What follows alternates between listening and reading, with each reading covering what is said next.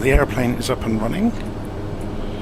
Let's see what's going on with the sound. Okay, so we're going to turn the sound of the airplane down a bit. I'm going to turn myself down a bit so I don't have to worry about being too loud. Excuse me. Good evening, everybody. Okay, so we have got the Pilatus PC12. I'm just releasing the parking brake. Let's put the head tracking on and center it up. If I slouch in my chair, then center it up, that means, oh, that's a bit too strong, isn't it? There we go, that's better. So if I sit up, I can see over the end of the nose. Okay, so flat out down the runway.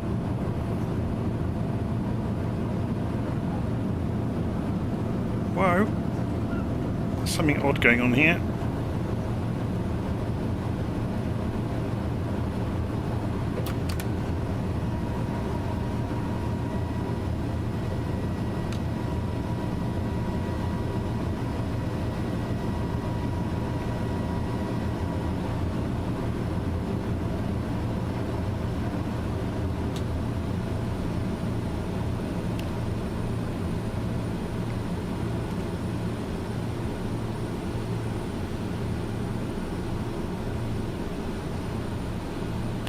Okay, so we've just taken off from, if we go across the map,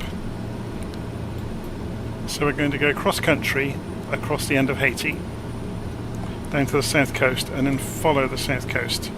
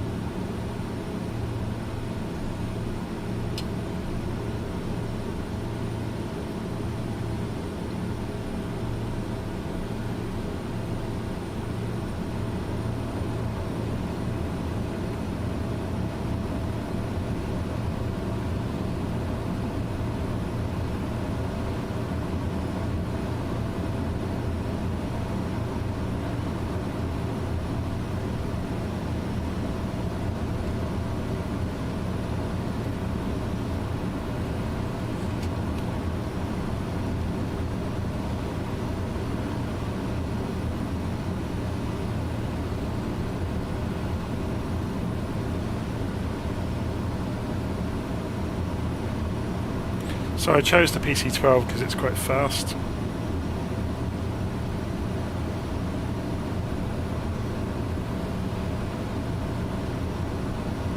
Okay, let's get this under control.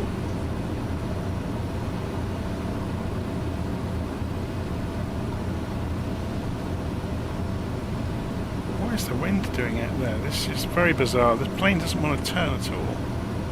Maybe it's just the PC12 and I'm just not used to it. You have to kind of force it around the corners. I've not flown the SWS PC12 very often in the past, it has to be said. Sync rate, sync rate. Sync rate. Sync rate. Sync rate.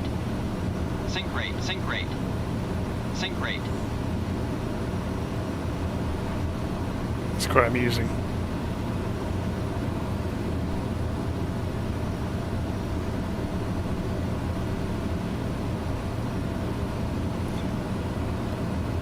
Rolling really strongly to the right. I'm having to trim all the time. It's not the most stable of aeroplanes, it has to be said.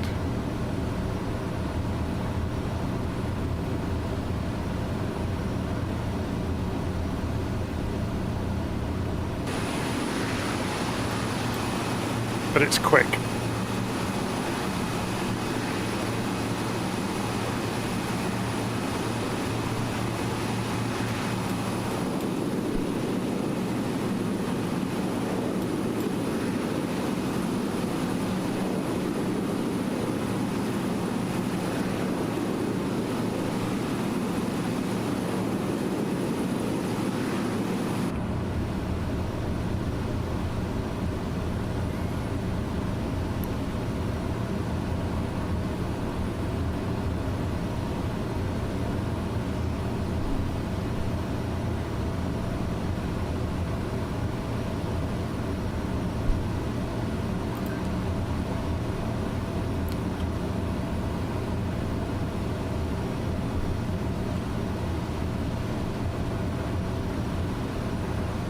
So going right across the southern tip of Haiti, basically, at low level. We'll come back to the track in a moment.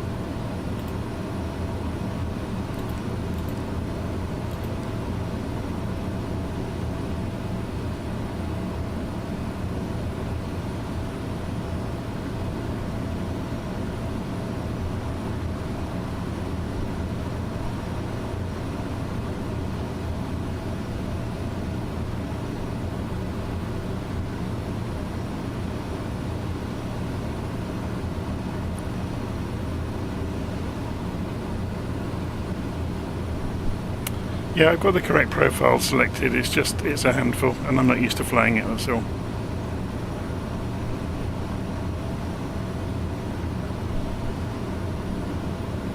Should we convert some of this speed into altitude?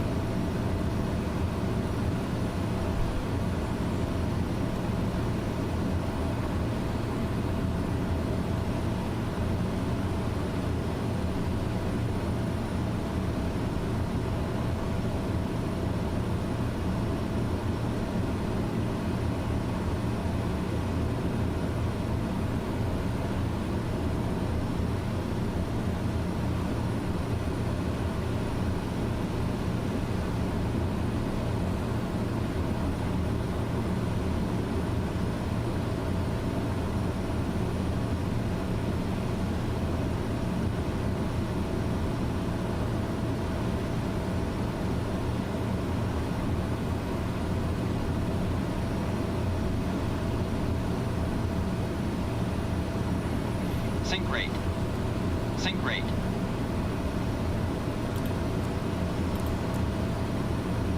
Wonder if we can kill the sync rate warnings. I'm not sure what these buttons do. I'm sure we'll find out along the way.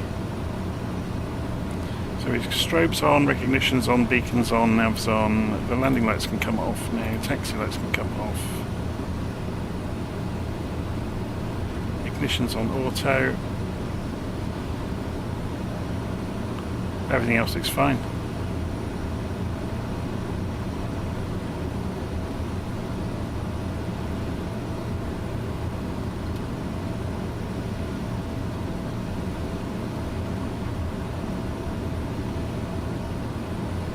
Just trim out the vertical speed. Just gently come back down. Why is there a big region of scenery missing?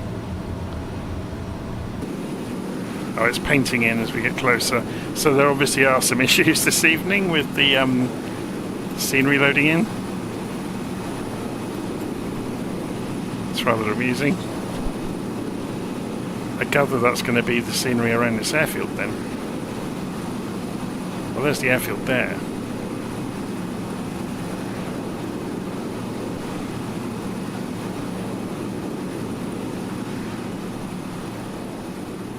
I'm just using a head tracker, I'm not using VR. As you can see, look, it's not always perfect.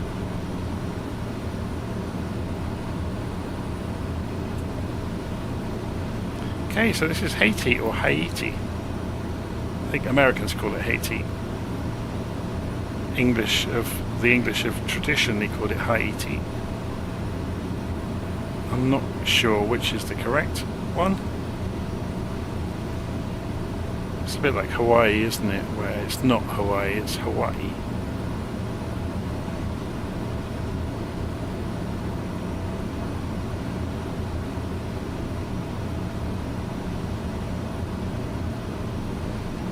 So you've all got me wondering now about the PC-12 and landing it. So if we go, I'm going to come down here then and try it.